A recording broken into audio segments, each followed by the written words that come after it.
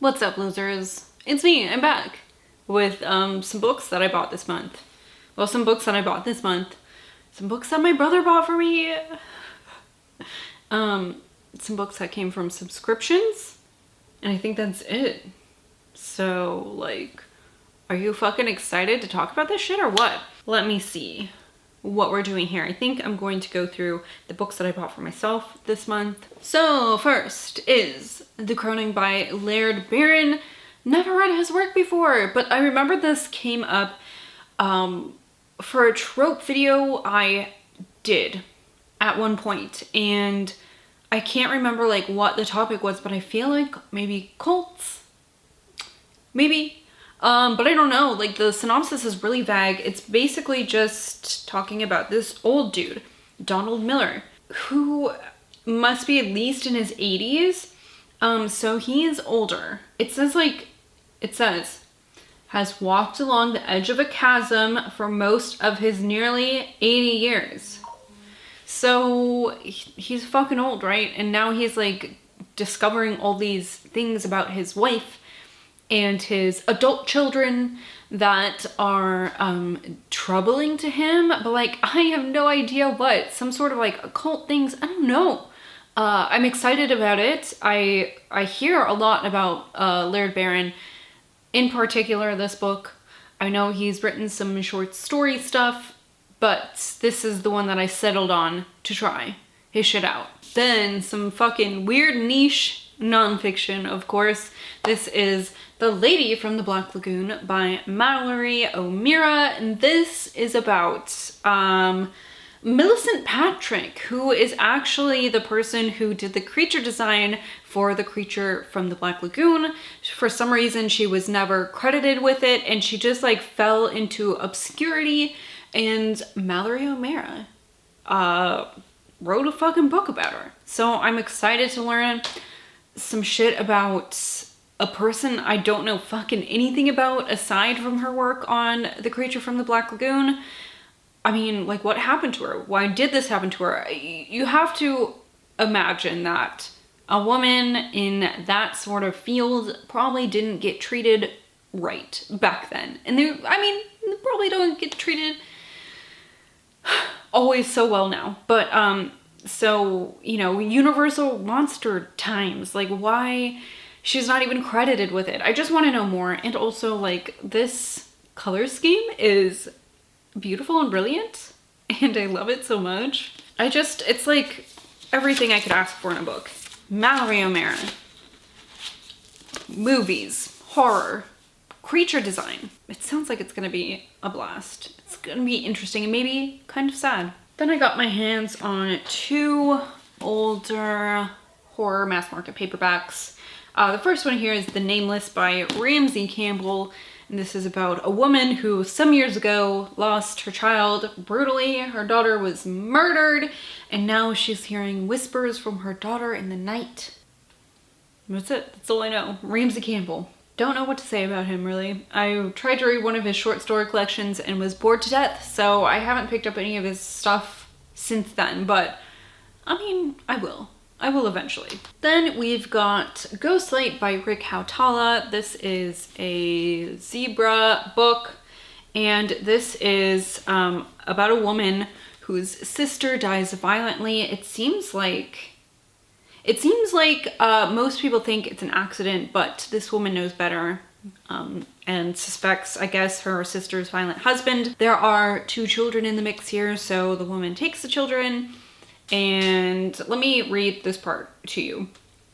It says, but 10-year-old Billy and his kid sister Chrissy know something their Aunt Cindy doesn't. It's about the blue lady who comes late at night and whispers strange things. Billy and Chrissy aren't scared of the lady, even though she lives beyond the grave. But there's something else out there. Something much more terrifying. It's Daddy. And he's coming to get them. So, like, is he gonna shoot them, like, with a fucking bow and arrow? That is so crazy. What is wrong with this man? Did the wife get shot with a bow and arrow? Like, was it, like, a fake hunting accident? I don't know. A chilling masterpiece of modern terror, you know? Not everyone rests in peace. Oh boy. I mean, Rick Houtelva's books are always so thick. Why? I don't know. He's just got a lot to say. Like 500 pages we're talking about. Why? Why, Rick? Then my brother sweetly sent me a couple books here. First, we have Lords of the Deep by Tim Meyer and Patrick Lacey. This is about a small town who celebrates this. They like have this pirate festival every year, and they kind of commemorate this long lost pirate group called Lords of the Deep. But now, like, these strange things are happening before the festival this year. Seismic activity and spooky things like that make people believe that maybe the Lords of the Deep are back, and they're calling up their fucking ancient, like, serpent god from the fucking ocean or something. I don't know. I love things that are set in the ocean. I love giant monsters. Honestly, this is like kaiju-esque almost, which like appeals to me, of course, and just excited to read it, you know? He also sent me The Resurrectionists by Michael Patrick Hicks. This apparently is a series, but this is about a man named Salem Hawley, and he is trying to fight against the resurrectionists in the city he lives in. The resurrectionists, of course, are people who dig up graves, steal dead bodies to work on them for medicine and science reasons, but of course, you know, some people don't take kindly to corpses being dug up, and Salem is upset because they're targeting his friends who have recently died. And you know, nobody likes that probably. Honestly though, like, I really do not give a shit what happens to my body once I'm dead. It's just a husk that I don't belong in anymore, and I just can't think of one thing that would bother me. And I've talked about this with my friends extensively for some reason, but I can't think of one thing like that I would care about if it was done to my body. So I don't know. Good for you, Salem, for being such a good friend though. Then there's also Husk by Rachel Autumn Deering, and this is about, I think that this is like a creepy crawly story, but this is about a man who is a veteran. He has just gotten off tour in Afghanistan, and he's recently lost his grandparents who raised him and his best friend. So like things aren't going great for him, but he meets a potential love interest and things start to get better until they don't, and like some bad shit starts to happen. That's all I know. That's all I know. I can't remember exactly where I heard of this, but this is one that I've wanted to get to for a while, and here she is. Fantastic. I hope there's bugs. Then also Infernal Glow by Charles T. Daub. This just has a really great cover, doesn't it? He sent me a few things that kind of coincidentally were designed by Keelan Patrick Burke, which is kind of cool. This is one of them. And this is about a man who, it says he finds himself in a deathly maze guarded by grisly adversaries with no memory of how he arrived. So this seems like it toes the line between like reality and not reality, unreality. I don't know. What's the opposite of reality? Not necessarily a dream. I don't know, but sounds weird. Don't really know what it's about. But I mean, my God, the cover. I really hope Mr. Candlehands is a person in this story. Then a collection by Keelan Patrick Burke himself. This is Dead of Winter, and this is a winter-themed, like, short anthology by Keelan Patrick Burke. What more do you need to know? Okay, and then the final book my brother sent me is The Roo by Ellen Baxter. I'm so excited to read this. It's about a fucking killer kangaroo. Like, I don't know. What do you need to know besides that? A killer fucking roo. And this is done in like the zebra book style, you know, it's all stressed looking. It's got the tagline, "See you out back." It's got a little zebra books code on the side.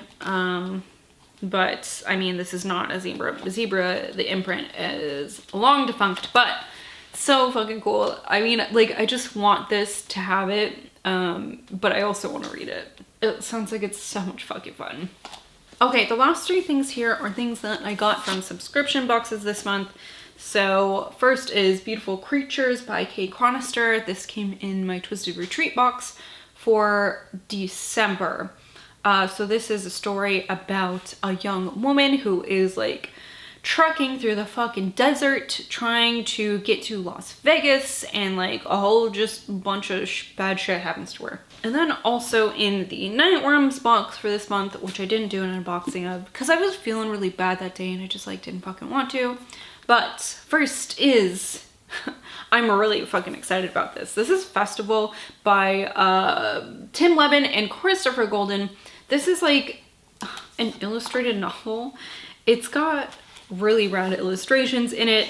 This is about something called the Valhalla Music Festival, where they celebrate or commemorate a Viking slaughter. So like the spirits of the Vikings, I don't know, like musicians are like being possessed, and festival goers are like disappearing. And honestly, this sounds like a fucking grown-up episode of Scooby-Doo. It sounds so fucking cool. It's like the Hex Girls, but like grown up. I can't wait to read this.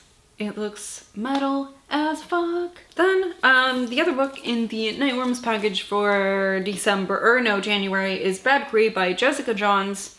This I read. This is about a young woman named Mackenzie who is having some strange dreams that she thinks might have something to do with her sister Sabrina's death, and like that's it. So yeah, beautiful book, honestly. This is a good looking book. Those are the books that I acquired in January. That's what month it is. Holy shit. Already a month into the new year, huh? I hate it. I'd love to know what you fucking acquired this month. Anything good, if you read any of these and what you think about them. Make sure to check out my link tree with all my, I don't know, things that you might need to know about me, like my social media and things like that. Anyway, that's all I have for today. Thank you all so much for fucking watching. You guys are really fucking rad. Thank you. I will talk to you later. Goodbye.